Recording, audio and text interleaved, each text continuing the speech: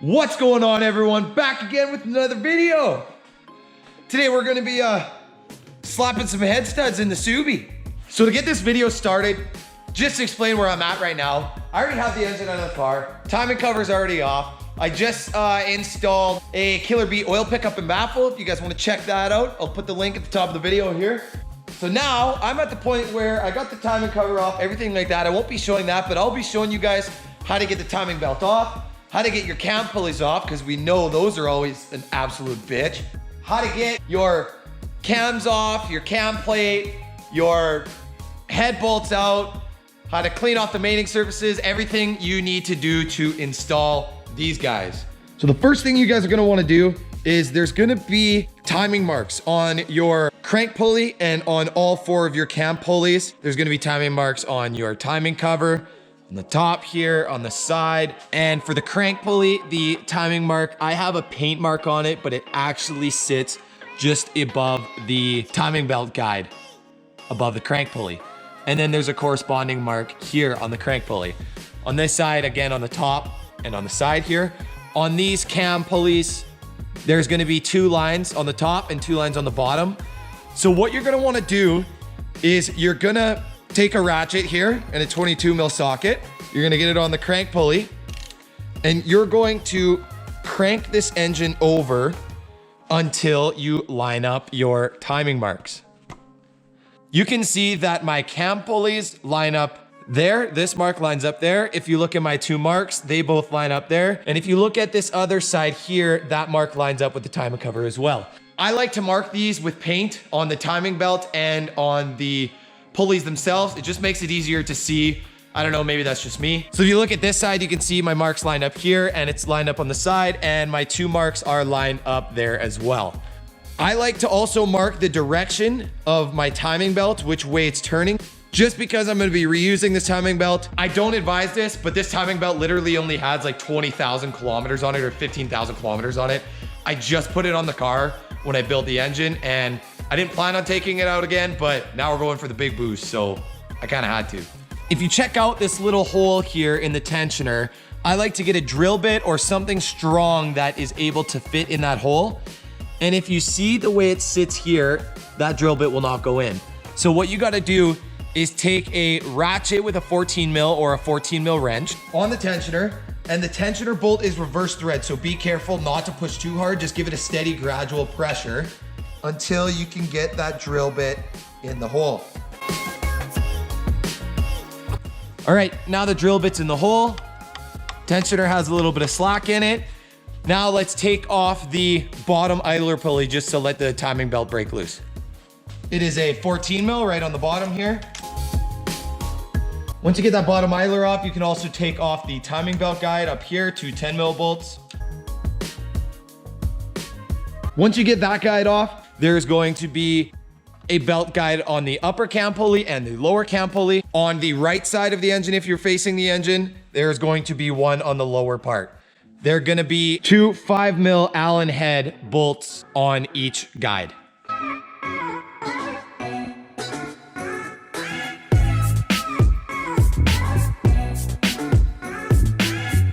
Once you get those guides off, you're actually going to take your timing belt off now. It's gonna be a little bit scary. Those 2 cam pulleys are both gonna jump, but they actually rotate in opposite directions 180 degrees so that the valves don't hit. So don't freak out when those spin. Just like that. That is normal. There we go, just like that. Timing belt's off. Now for the dreaded cam pulley bolt. I'm praying that these come off easy because they never do. They're always on there so tight. The torque spec is literally, I don't even know what it is, but it's not 500 foot-pounds, and that's how they're always tightened on there. Let's start on the right side, just getting these covers off here.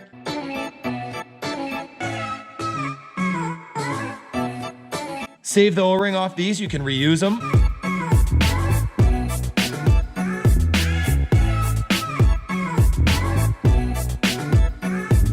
Now I'm gonna hit this with a 1/2 inch impact and a 10 mil, and let's pray that this comes off.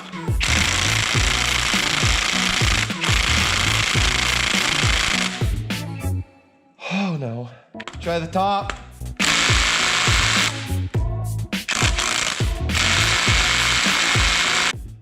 God, that's 2. Let's get a breaker bar on here. See what we can do. Oh my gosh, my GoPro died as soon as I got that loose. I can't believe that worked. I'm gonna show you guys how I did it, just so that if you're poor like me, you don't need to buy the cam pulley tool from Subaru to hold it. You can do this. It worked. I'm gonna hope it works on every other cam pulley, but it did on that one. So what I did was I took an old timing belt. Hopefully you guys have one kicking around. Do not use the timing belt that you're reusing or your new timing belt. If you're replacing your timing belt, use your old one. Get 2 vice grips, wrap it around both cam pulleys, vice grip it so the teeth mesh here on the water pump, and vice grip it so the teeth mesh on this side. That had enough force to hold it so that the cam pulleys did not spin when I was breaking it loose. Let's try and get the bottom one off that same way.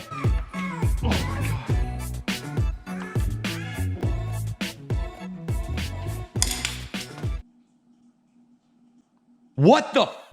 Yeah, no, I didn't get it. The head of the bolt actually snapped. I got the intake cam on the left side of the engine and the intake cam on the right side of the engine off, but both exhaust cams are stuck as hell on there. I tried pounding a 12-point socket onto there, can't get it off. That one stripped out. And that one snapped. Pretty pissed off right now. I'm trying not to swear too much throughout the video, but fuck!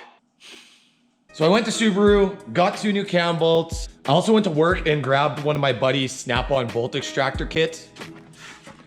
I'm just gonna be trying to pound this 11/16 bolt extractor over top of the head of the bolt and see if I can get it off that way, because the 2 exhaust cam pulley bolts are not coming off. Oh, please come off.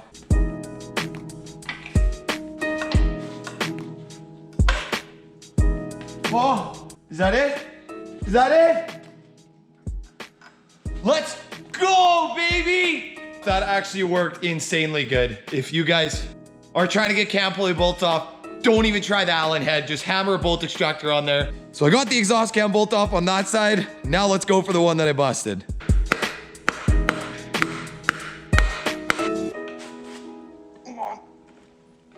Oh,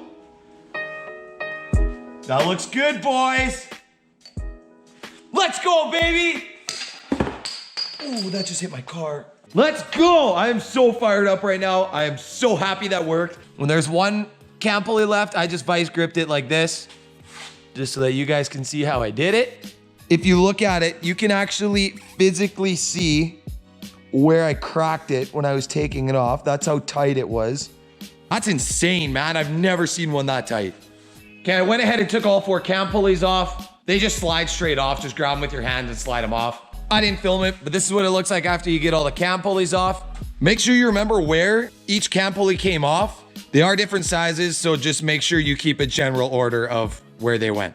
Next thing I'm gonna do is take the rear timing covers off. There should be 5 10mm bolts on that side. On the right side of the engine, there's gonna be 3 10mm bolts holding it on.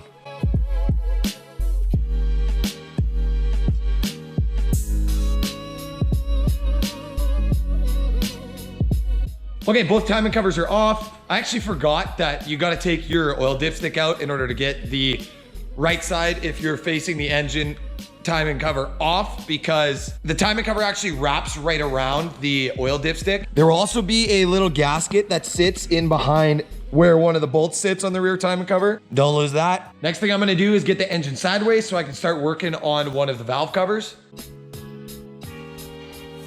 First thing I gotta do before I get the valve covers off, I still have my ignition coils and spark plugs in, so let's get on pulling those. Just one 12mm bolt on each ignition coil. Now to get your spark plugs out, you're gonna need a 5/8 spark plug socket. If you don't have a 5/8 spark plug socket, that's all good. Just get a 5/8 regular deep socket, loosen your spark plugs out completely, and then just dig in there with a magnet and pull them out. Now that I got my spark plugs out for this side, I'm gonna take off the 8 10mm bolts holding the valve cover on.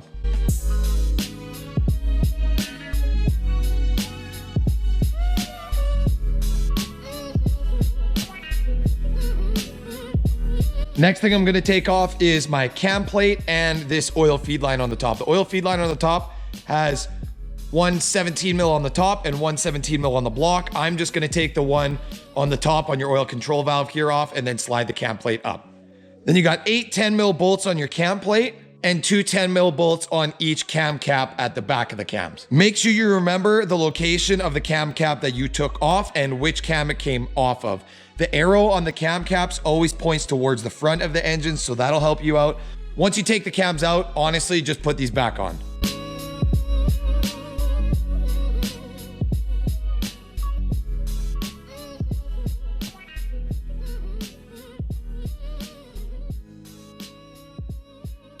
Now the valve cover's off, the cam plate's off, the cam caps are off, and I can actually take the cam seals out now too. I'm gonna be replacing these, and you should too. Never reuse a cam seal if you're taking it off.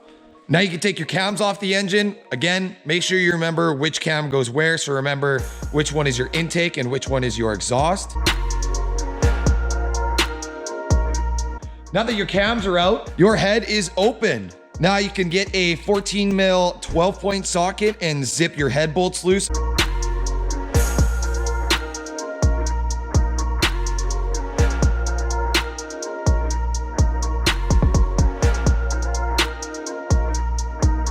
Those head bolts are gonna be super tight, so make sure you got a 1/2 inch breaker bar or something like that to get them off. I got them all off. Now I'm ready to lift the head off of the engine. Make sure before you lift it off that you got a place that you can take it to and set it. And also make sure when you lift it off that one of your buckets doesn't come flying out of it. Make sure you're watching your buckets. Make sure they stay in the same location they were before.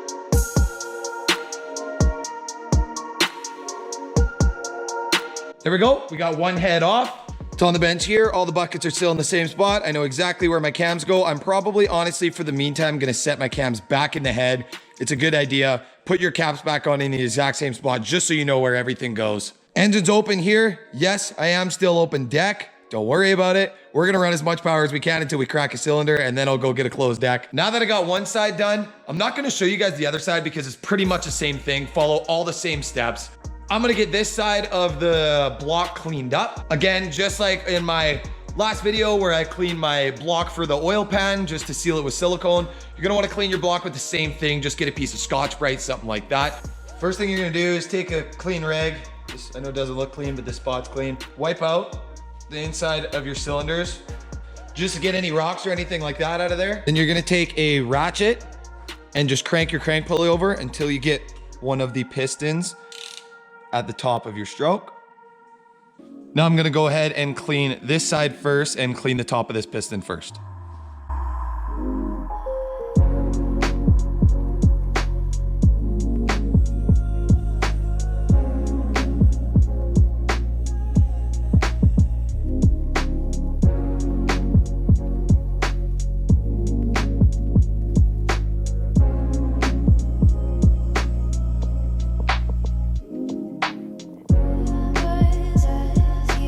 Jump ahead like 1,000,000 hours later, that literally took forever. All the pistons are cleaned up, the sealing surface all cleaned up.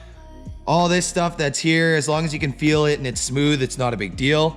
Here's the other side, all nice and clean. One thing that's crazy, this is so fresh that you can actually, I don't know if you can see that on the camera, but you can actually see the arrow that points towards the front of the engine on the piston. That's the way you install them when you get them new. Now what I'm gonna do, before I even get my heads cleaned up, before I even get the head studs put in or anything like that, you're gonna make sure that your threads are clean in the holes.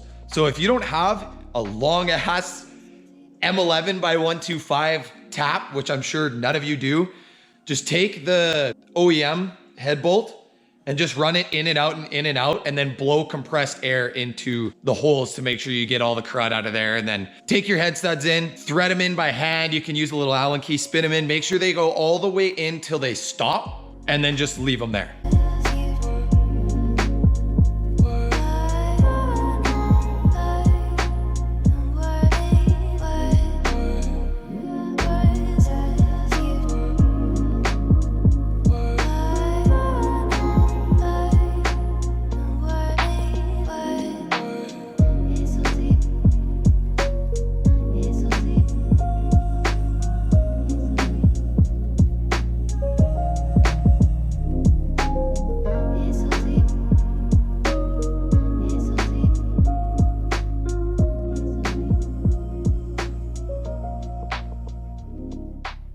I got the head studs in on one side. I threaded them all in by hand and with a small Allen key, just so you can kind of spin it and get that feel. They will get hard to put in. You're never gonna get the threads 100% clean unless you have a brand new block. I'll actually show you guys here. I don't know, obviously you can't feel it through a video, but you'll kind of see what I mean.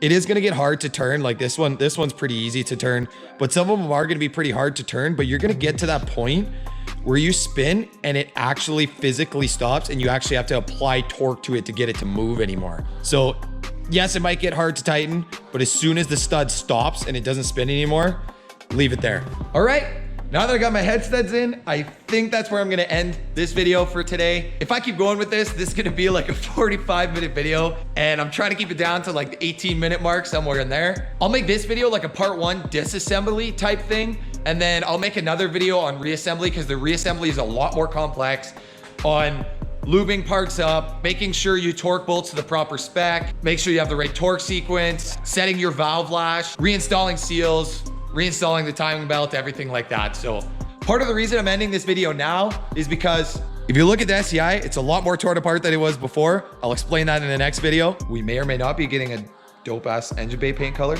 just saying. I got my right cylinder head bolted up, the head gasket's installed, all torqued up, cam plates are on, cam caps are on, cams are in. But then I went to check my valve lash, and your valve lash specs on the intake side are anywhere between 5 thou and 8 thou about. On the exhaust valve, they should be between around 12 thou and 15 thou. On my right side, I'm around 4 to 5 thou on 3 of them and 8 thou on the other. So that's way too tight. Then on my exhaust valves, I'm between 8 to 10 thou. So those are all too tight too. I measured my left cylinder head just sitting on the bench here. I torqued everything up. I just got to sit in here with no silicone on the cam plate or anything like that. And on the intake side, I got 4, 5, 6, and 8 thou. So a couple of those are too tight too. Then on my exhaust, I'm at 13 thou and then 12 thou on the other 3. So the exhaust side is within spec on the left side, but it's on the tighter side. So I might get new buckets for that side too. So in my next video, I will be getting the heads on. I'll show you guys the torque sequences for everything, give you guys all the torque spec numbers, and I'll be setting the valve lash. And if your guys' valve lash is out, I'll be showing you guys how to calculate what size buckets you need to get your valve lash back into spec. So it's not either too loose and you're ticking like a mofo, or it's too tight and you're gonna be wearing your cam lobes real heavy. So with that being said, I'll catch you guys in the next one. Peace out. Thanks for watching.